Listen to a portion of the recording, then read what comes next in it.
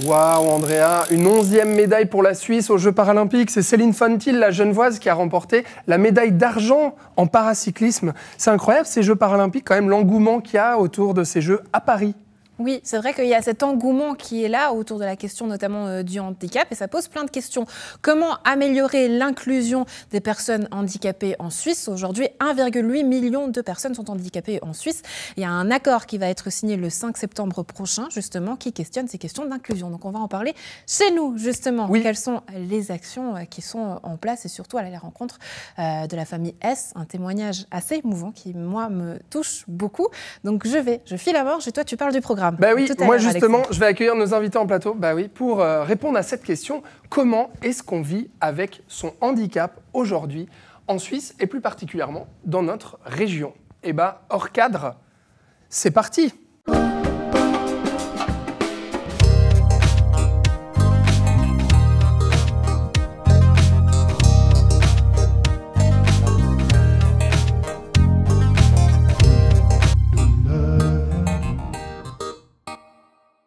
Et pour parler de ce sujet, m'ont rejoint en plateau aujourd'hui 3 invités. On va commencer avec vous, Odile Rossella, bonjour. Bonjour. Odile Rossella, vous êtes coprésidente de Insieme Evo. C'est une association de parents et de personnes concernées par le handicap mental qui œuvre pour les familles et organise environ 3500 journées de camps et loisirs pour plus de 250 enfants et adultes dans tout le canton. On va parler de ça avec vous. Merci d'être là. Julien, bonjour. Bonjour. Julien, vous êtes nyonnais. Vous êtes atteint de dyspraxie, vous nous expliquerez ce que c'est tout à l'heure. Et puis on vous reçoit parce que vous avez raconté votre vie, ce que vous vivez, dans plusieurs livres et notamment dans votre propre recueil de poésie intitulé « Dyspramois ». On parlera de ça ensemble. Hein, bien sûr. Céline Witchard, bonjour. Bonjour. Céline, vous êtes cofondatrice de Plein Accès Suisse. On va parler avec vous de la médiathèque numérique Mona Lira, qui œuvre pour l'accès à la lecture pour les personnes en situation de handicap et qui présente en ce moment la rentrée littéraire accessible en s'associant à des maisons d'édition romandes. Voilà une des initiatives peut-être pour œuvrer sur l'intégration de personnes en situation de handicap. Merci aussi d'être avec nous sur ce plateau.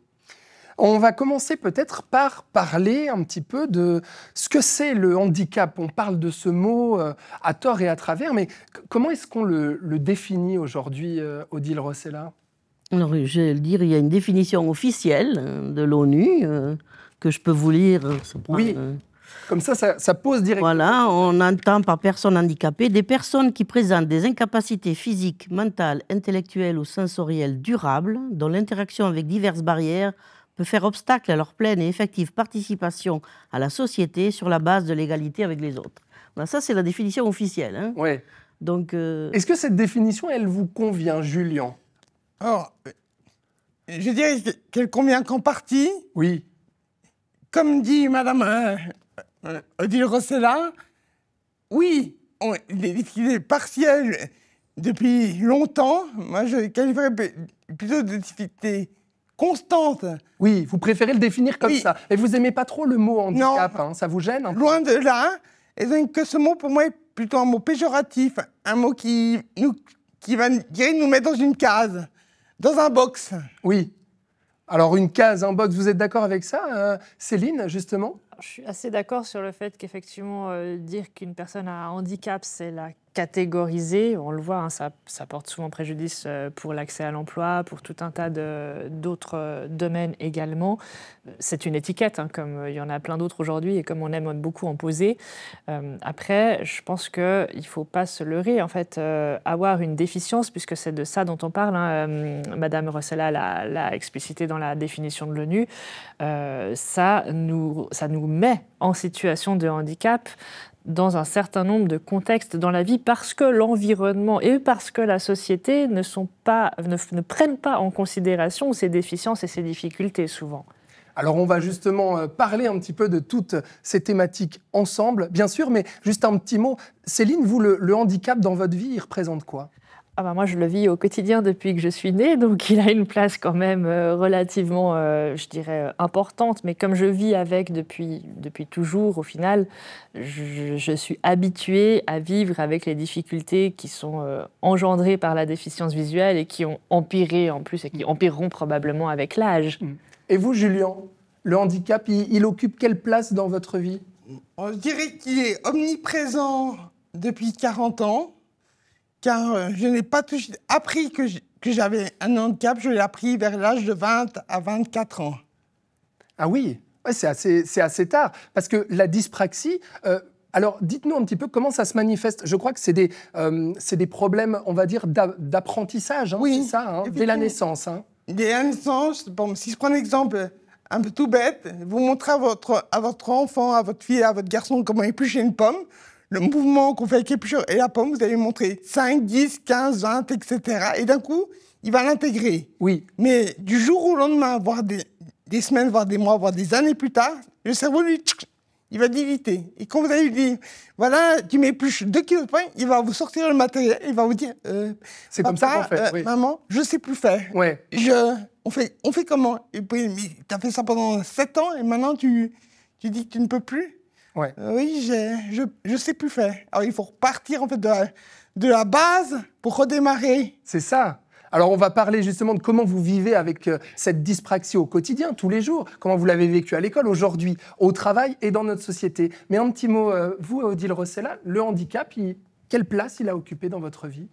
Bon, une place importante parce que j'ai un enfant qui est polyhandicapé, donc c'est un handicap très important, qui a maintenant, c'est un jeune homme de 35 ans. Et ça demande beaucoup d'assistance et d'accompagnement. Donc voilà, dans une famille, ça bouscule un peu la vie. On rentre dans une vie particulière où on est proche aidant d'une personne qui a un lourd handicap. Une vie particulière, justement, et comment alors faire pour améliorer et intégrer les personnes en situation de handicap pour améliorer les choses? C'est tout le sujet, justement, de notre émission. Mais on va te retrouver, toi, Andrea. Il me semble que tu es donc sur la côte avec la famille Hess. Dis-nous, eux, justement, quelle place a occupé le handicap dans leur vie? Oui, alors je te présente effectivement la famille S qui est à mes côtés. On a le papa Stéphane, Wendy, la fille et la maman Natacha. Les présentations sont faites. Bonjour, merci beaucoup de nous recevoir chez vous. Bonjour. Ils sont beaux comme ça, c'est le cadre familial en photo pratiquement. Bon, si j'ai choisi de vous emmener aujourd'hui ici chez eux, c'est parce que leur histoire de famille m'a beaucoup touchée. Alors, ils ont participé à un concours qui a été lancé par Retraite Populaire. Ils l'ont gagné, Solidarité 2024, un concours qui essayait de rallier la côte, mais au travers de projets solidaires. Et vous allez comprendre pourquoi, parce qu'à l'origine et la volonté de participer à ce concours, c'est à Wendy qu'on la doit, la fille de la famille. Wendy, est-ce que tu peux nous expliquer pourquoi est-ce que tu as voulu participer à ce concours? Parce que depuis toujours, j'ai mon frère et ma sœur, ils ont fait un tour du monde et ils ont fait un tour en camping-car. Et puis moi, j'ai pas pu faire comme mon papa. Après, il y a eu l'accident. Et du coup, je leur ai toujours demandé si on pourrait faire la même chose qu'eux. Et puis, comme c'est compliqué quand même d'en trouver un, du coup, c'est un peu mon rêve qui pourra se réaliser. Donc, tu as pris les devants et tu as envoyé une photo, une vidéo même. Oui, on a fait une vidéo avec le club en fauteuil roulant de la côte et comme ça pour montrer notre projet. Ouais. Une vidéo qui m'a personnellement beaucoup touchée. Tu dis dans cette vidéo que tu ressentais que finalement la famille était exclue. Est-ce que tu peux nous en dire un petit mot? J'aime bien visiter des endroits et on aime beaucoup voyager. Et puis, c'est un peu notre façon de faire un peu comme les autres familles. Et puis, comme c'est ce qu'on aime faire, être ensemble et voyager, comme ça, on fait un peu comme les autres. Ouais. Faire un peu comme les autres. Ça, c'est difficile à entendre. Oui, parce qu'il reste des limites, en fait. On peut faire beaucoup de choses. Donc, ça, c'est quand même important de le savoir. Il y a beaucoup d'évolution, mais il reste des limites. Et puis, les limites, elles sont quand même là. Donc, on doit faire avec. C'est possible, mais c'est une réalité. Donc, ça change la vie. Et je crois que Wendy le perçoit tout à fait. Ouais. Stéphane, justement, quand votre fille vous a dit non, papa, moi j'ai envie de cette caravane, on va y arriver, vous, ça vous a fait quoi finalement?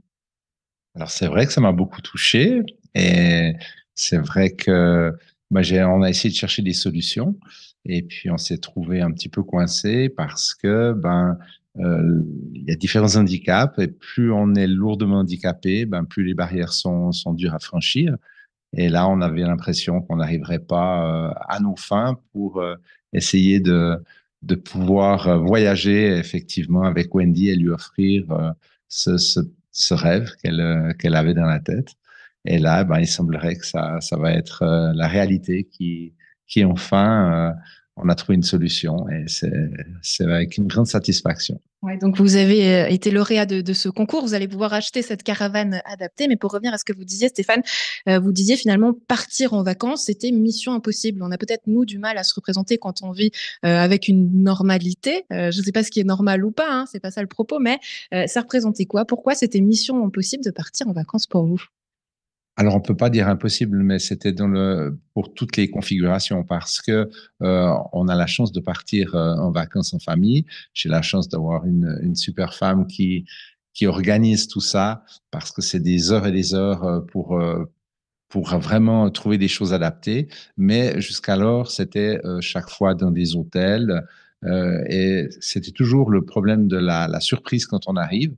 Malgré toutes les démarches de Natacha, qui demande des photos, qui demande des informations par email, eh bien, on se rend compte que au moment où on arrive dans un hôtel, eh bien, que la chambre adaptée est au premier étage et donc, il n'y a pas d'ascenseur. Et les gens n'arrivent pas forcément à comprendre que la première question, c'est ah, mais il ne peut pas marcher du tout.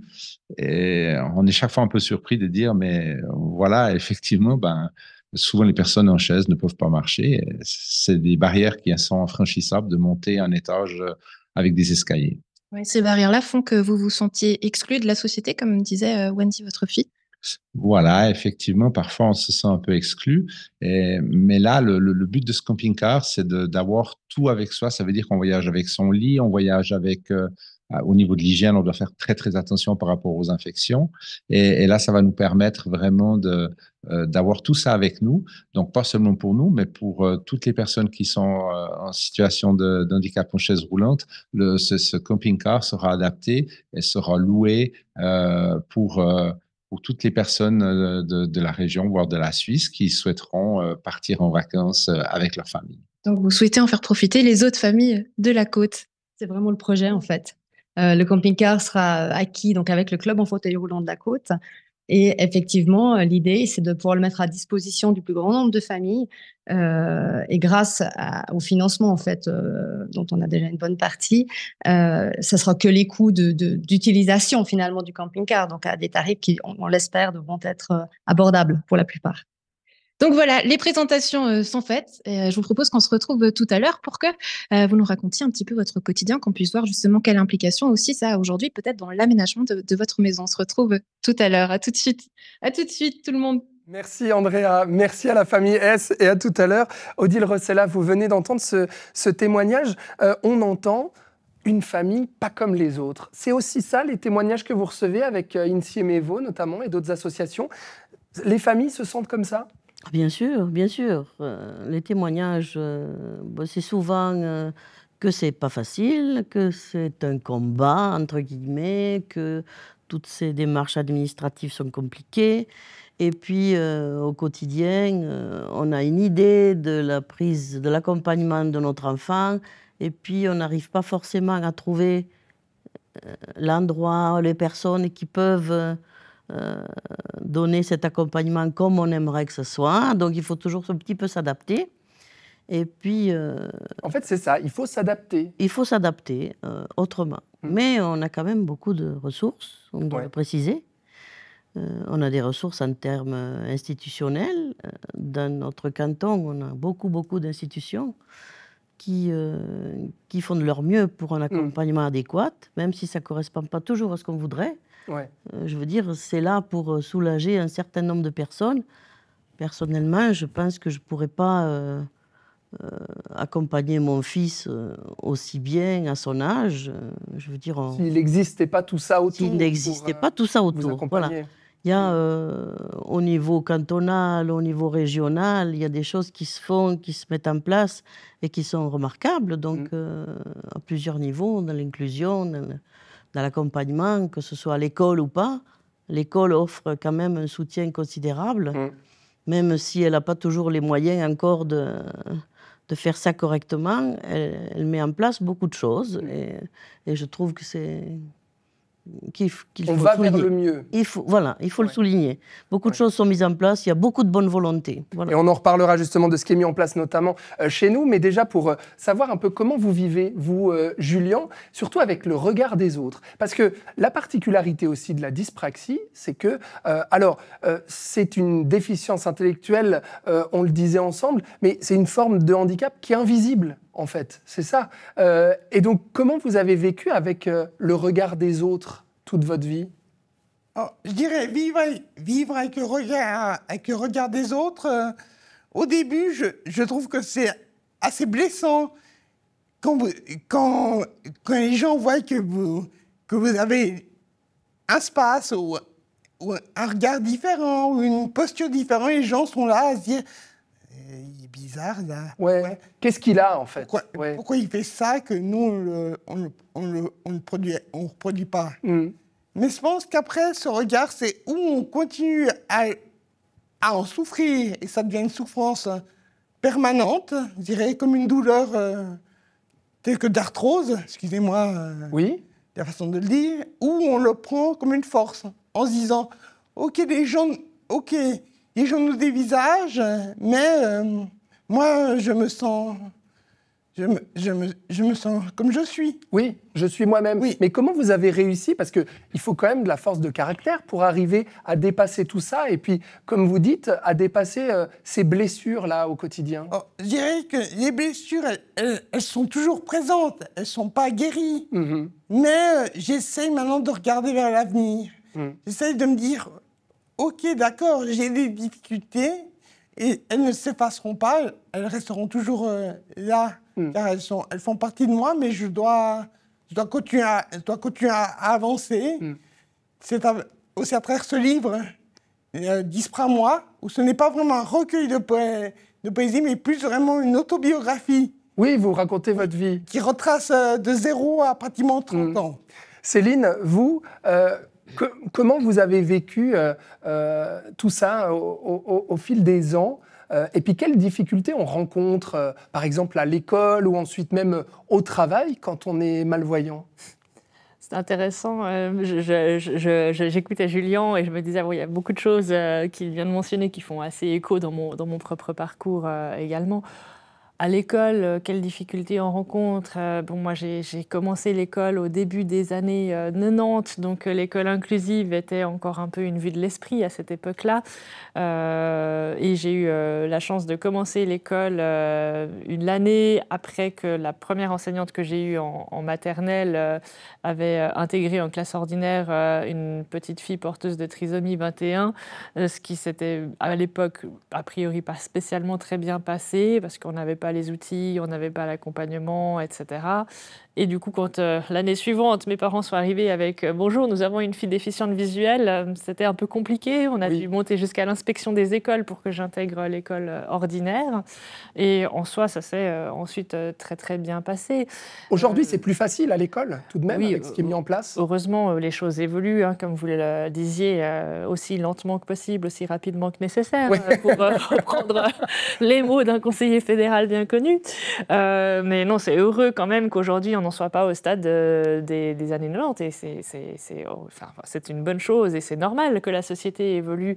Après, elle évolue probablement pour le handicap un peu plus lentement que pour certaines autres causes, mais elle évolue. Vous diriez, avec peut-être, vous travaillez aussi, Julien aussi, on va en reparler, mais vous diriez que vous arrivez petit à petit à avoir une vie normale, ou est-ce que vraiment on ne peut pas parler de ça ?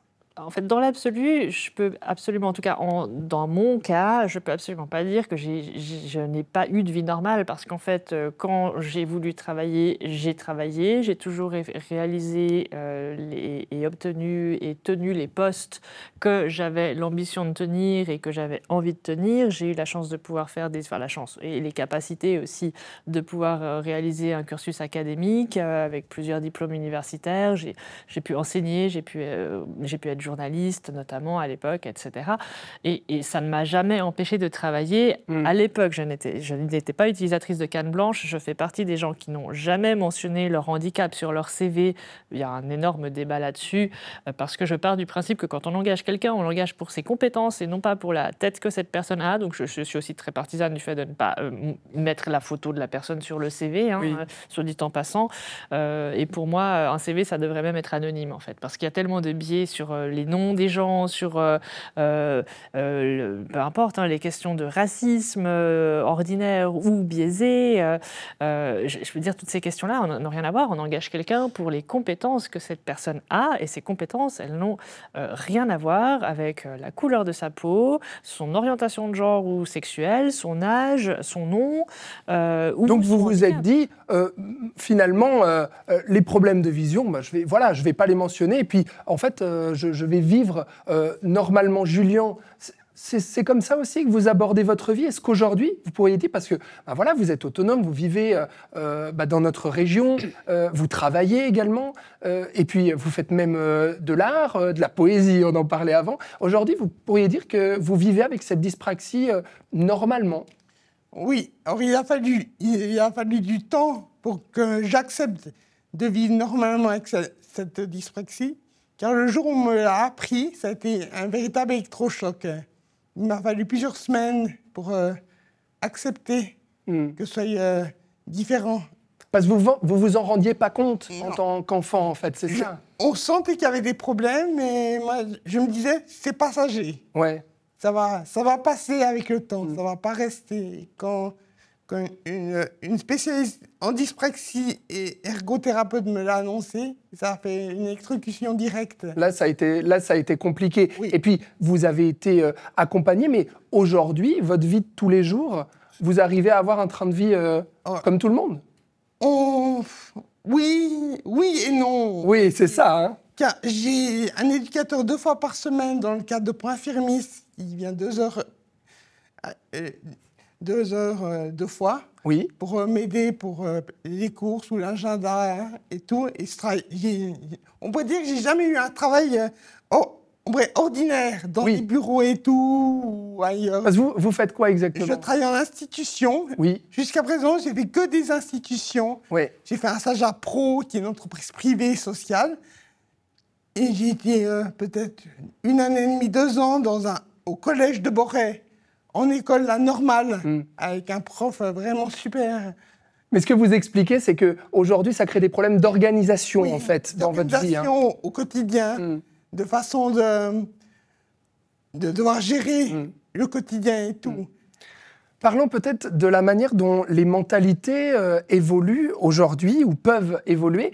On est en plein paralympique, je le disais en introduction, ces Jeux paralympiques qui sont très suivis parce qu'on se sent proche, c'est à Paris. Donc forcément, ça fait de la lumière aussi là-dessus. On a l'impression que tous les 4 ans, à chaque fois, ces paralympiques gagnent aussi petit à petit en popularité et on en parle de plus en plus aussi. C'est votre sentiment, Odile Rossella, ça aide vraiment ou c'est un leurre? Non, ça aide.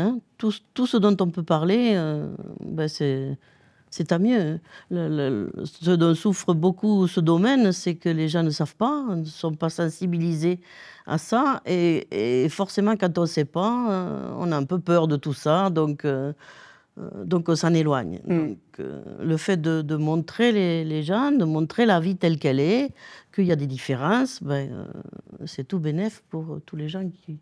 Et le sport, c'est une très belle manière d'intégrer aussi. Alors c'est parfait, l'inclusion par le sport, c'est important. Dans notre région, on a l'association Seven qui organise ce tournoi.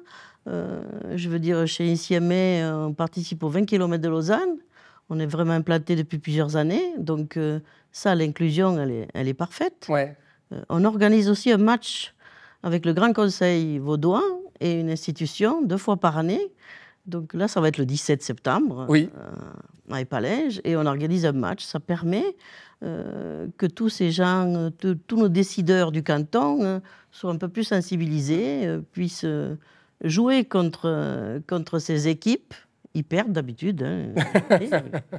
Et puis après, la discussion qui suit après, ça c'est intéressant. Il y a toujours une petite discussion Donc voilà, ça Donc fait... il fait changer aussi les choses d'un point de vue politique, c'est ça que vous dites? Voilà, on se rend compte qu'on peut discuter, on peut...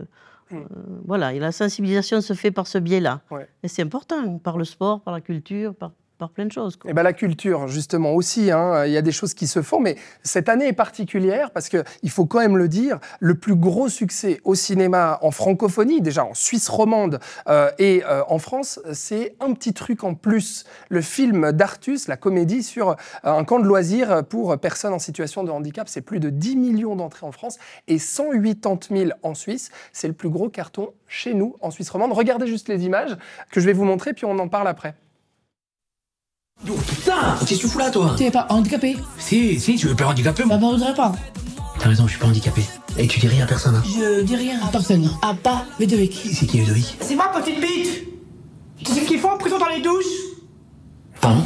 Je sais que le passé, c'est le passé, mais y'a qu'à toi que je peux me confier. Là, remonte. Pourquoi ils nous regardent, les gens? Oh les amers. On vous emmerde.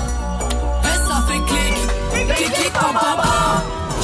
Petit cœur, ma chérie, t'es trop séduite. Oh là là, oh putain, Marie. C'est parti droit dans sa gueule. C'est pas grave, ça lui arrive tout le temps. Voilà, je vous vois vous marrer en plateau. Julien, vous l'avez vu ce film plusieurs fois d'ailleurs.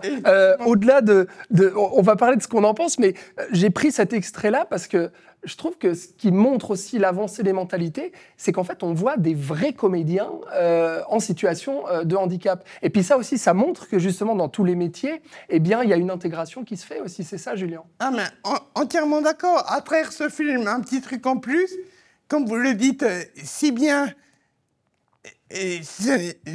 non pas seulement des acteurs qui ont fait des écoles de cinéma et tout, mais vraiment des personnes en situation, avec des difficultés constantes, qui jouent, qui montrent genre ce qu'ils sont. Et ce que je trouve aussi remarquable d'Artus, c'est vraiment qu'il va se mettre dans la peau d'une personne atteinte. Et ça, justement, alors, il joue quand même avec une ligne fine aussi, où on pourrait se dire, est-ce qu'il n'y a pas un peu de moquerie à un moment donné? Alors, il y a de la bienveillance, bien sûr, mais comment est-ce que vous avez perçu ça? Ça vous fait rire? D'un côté, ça me fait rire, parce que c'est émouvant, et d'un autre côté, je trouve qu'il y a une légère moquerie aussi par rapport à la véritable réalité des choses. Parce que quand il est dans le bus et qu'il ne sait pas comment se comporter pour prendre la bonne altitude, là, je trouve que c'est un peu... Là, vous vous êtes dit, ça va peut-être un peu loin. Oui. Ouais. Céline, vous, comment vous percevez un succès pareil sur une thématique pareille? Vous vous dites, ah bah super, en fait, ça va vraiment faire parler un peu de tout ça aux gens? Bah, écoutez, moi je l'ai vu au cinéma aussi. Je l'ai trouvé très sympathique, ce film. Il est drôle par certains moments, il est émouvant aussi. Et je pense que c'est un film qui peut aussi amener à réfléchir. Hein. Je me rappelle d'une scène dans un supermarché où ils sont en train de choisir un melon et quelqu'un, je vois que ça fait réagir. Une des personnes qui fait ses courses dit en gros, c'est dégueulasse, ils vont pas tous les toucher quand même. Et je sais plus si c'est Artus qui fait la remarque qu'un melon ça se pèle en fait.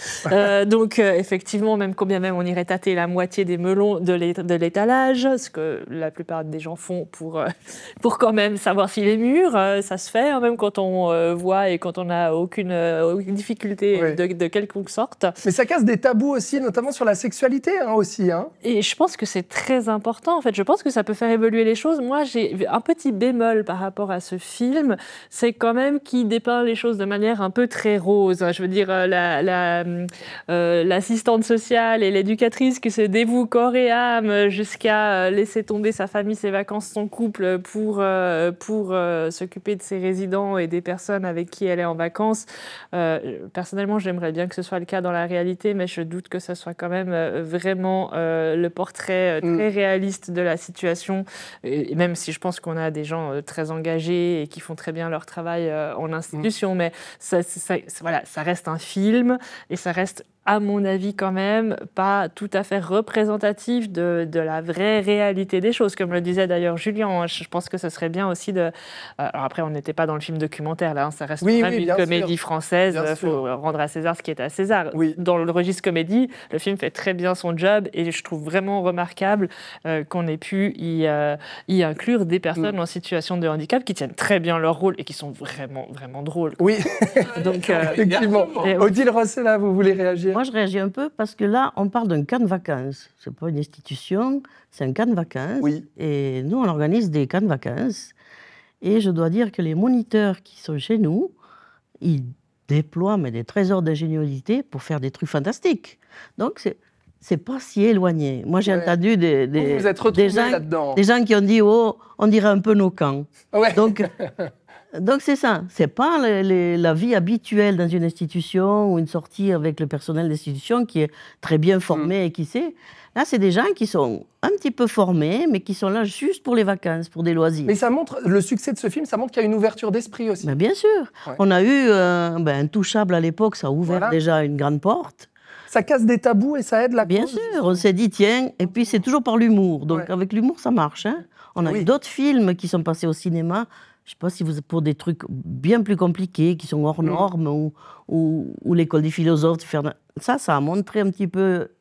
C'est plus documentaire. Mais la comédie, elle touche. Mais la comédie, elle est beaucoup plus facile. Quoi, hein. Et donc, je voyais Julien acquiescer. On va redonner la parole à Andrea parce qu'on va ouvrir tout de suite ce chapitre sur quelles sont les choses qui sont mises en place justement chez nous. On a parlé un peu avec vous, Odile, d'un point de vue cantonal, d'un point de vue du pays aussi, en Suisse, mais peut-être chez nous, à Nyon, et plus largement sur la côte. Andrea, comment est-ce que la famille Hess vit au quotidien et qu'est-ce qui est mis en place ? Oui. Comment est-ce que la famille S vit au quotidien? C'est la question que pose justement Alexandre en plateau et qu'on va voir de manière très concrète. Et on a choisi de vous montrer un exemple des possibles justement avec ce vélo qui est derrière moi, un vélo un petit peu particulier.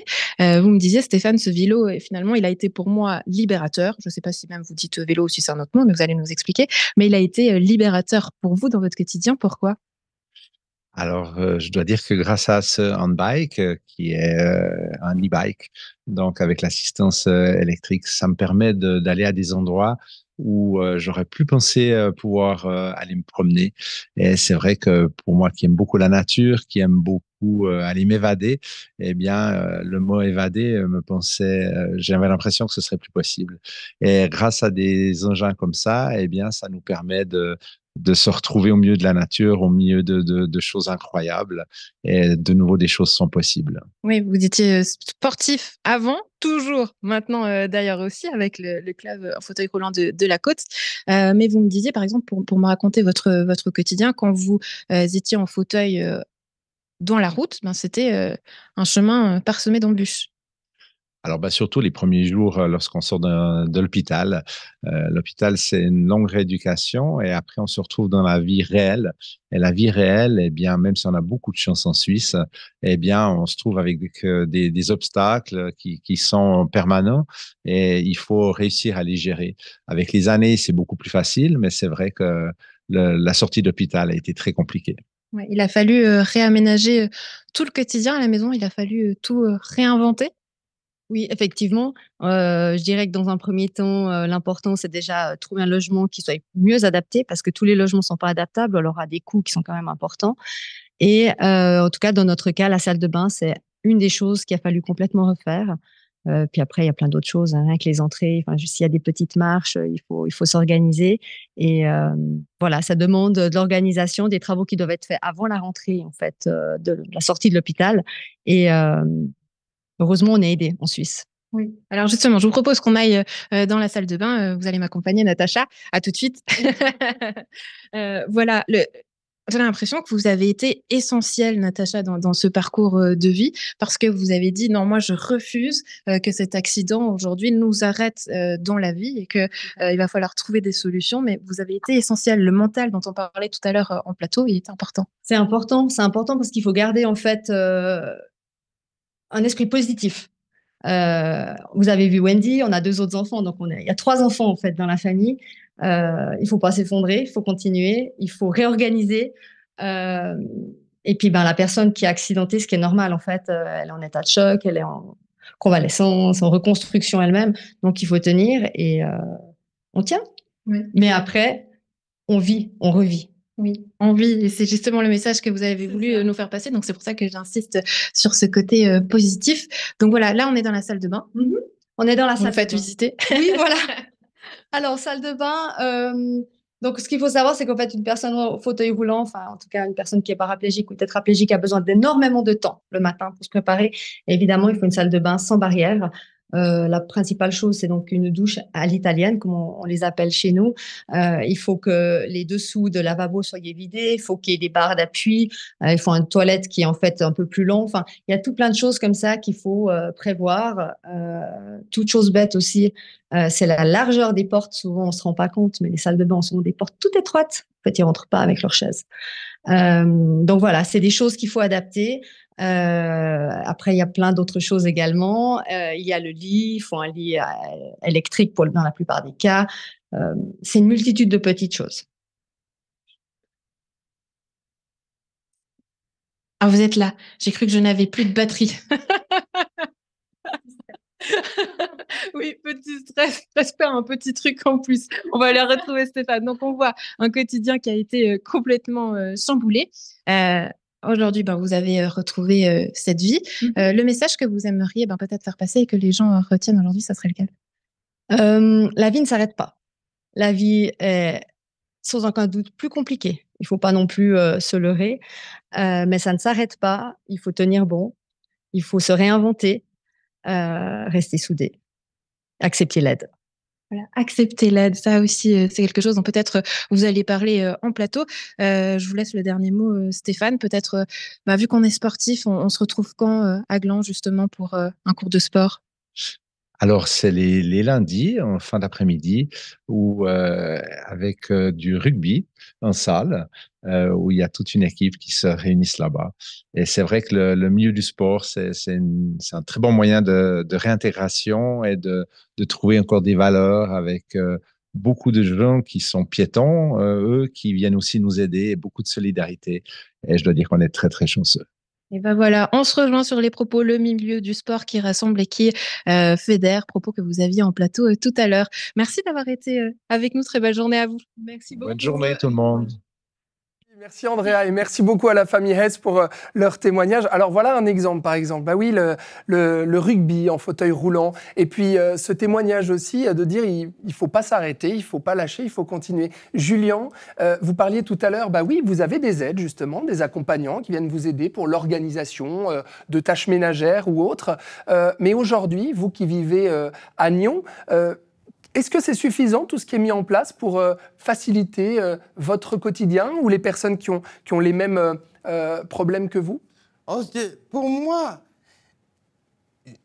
on pourrait dire que c'est suffisant. Oui. Après, je pense que selon les difficultés des différentes personnes, parfois ça peut l'être largement et parfois ça peut l'être vraiment loin de l'être suffisamment. Tout dépend de ce qu'on a, en fait. Oui, tout dépend de la difficulté de la personne.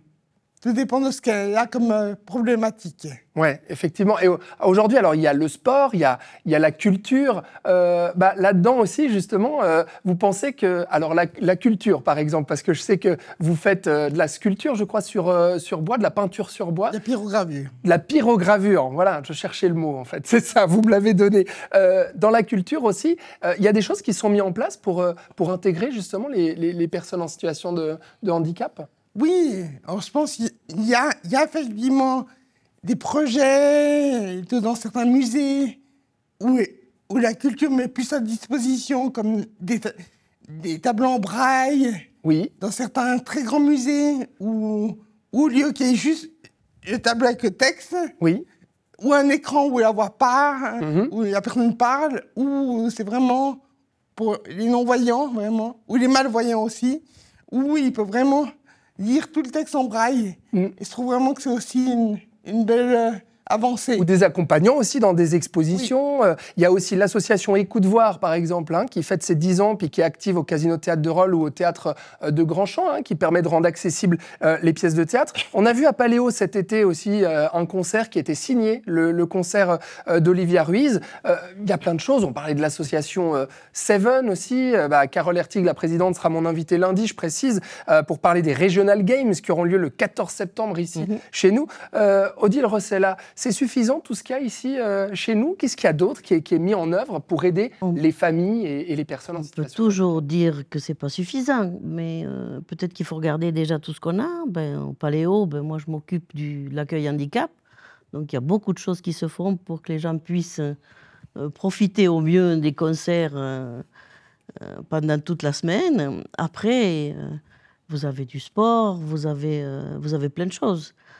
Il y a l'association Pénard aussi. On peut voir juste une affiche, parce que vous la représentez aussi, Odile Rossella, qui fête ses 20 ans avec une pièce théâtre de témoignage autour du handicap à l'usine à gaz le 22 septembre. Un petit mot sur Pénard, peut-être? Alors, c'est une consultation. Ça s'est fait au départ il y a 32 ans, avant que ça se transforme en association. Il y a 32 ans, sous l'impulsion de quelques personnes, dont le docteur Heller, qui est bien connu à Lyon, ils se sont dit, au lieu que chaque thérapeute, que chaque personne, que chaque famille doive aller chaque fois à Lausanne, chez le neurologue pédiatre, et puis expliquer le cas, on va faire ça différemment. On va réunir tout le monde à Nyon. La neurologue pédiatre de l'époque, qui était Mme Lisson, était d'accord avec ça. Donc, pendant 5 ou 6 fois par année, ça se fait à Nyon. Comme ça, c'est beaucoup plus facile que l'école, les physios, les ergos, les pédiatres. Tout est là. Et ne peuvent pas dire qu'ils perdent du temps d'aller à Lausanne et de perdre toute une journée. Donc, ils sont tout de suite là. Ouais. Et pendant ces consultations, tous les enfants qui ont des difficultés de la région peuvent être vus. Donc, ça a été un changement super. Et ça fait 20 ans. Et quelques années après, on s'est constitué en association. Et cette association, elle a 20 ans cette année. Mais alors justement, on parle de beaucoup d'associations. J'ai l'impression qu'il y a beaucoup de bénévoles en fait, qui œuvrent justement pour cette cause. Mais il y a peu encore de structures professionnelles. Le bénévolat, c'est ce qui nous aide dans notre vie de tous les jours. Si on n'avait pas de bénévoles, il y a beaucoup de choses qui ne tourneraient pas. Mais voilà, on est sensibilisé. Forcément que moi, comme maman, je me suis engagée dans ce milieu-là parce qu'on voit que ça manque.